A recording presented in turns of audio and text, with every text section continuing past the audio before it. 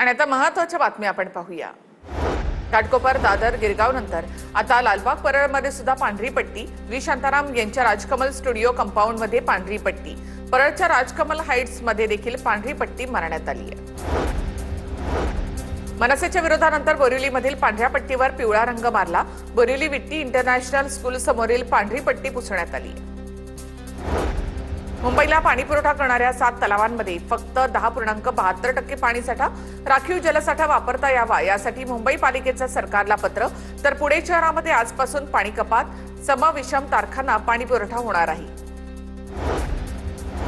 हवामान विभागाकडून विदर्भात पावसाचा येलो अलर्ट। येत्या 24 तासांमध्ये वादळ आणि गडगडाट यासह मध्यम स्वरूपाचा पाऊस होण्याचा अंदाज। विदर्भात 19 जून पर्यंत पावसाचं वातावरण राहील, हवामान विभागाचा अंदाज।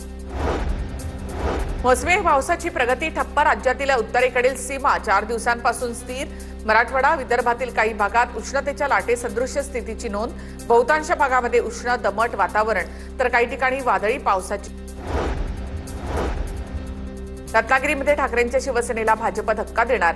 ठाकरेंच्या सेनेचे जिल्हा संपर्क प्रमुख सहदेव बेटकर भाजपात प्रवेश करणार।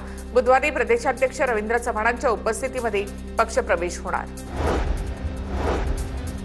जिवंत असेपर्यंत महामंडळ बंद होऊ देणार नाही। मराठा समाजासाठी मराठा कुणबी स्वतंत्र मंत्रालय असणं आवश्यक। मनोज जरांगे यांची प्रतिक्रिया।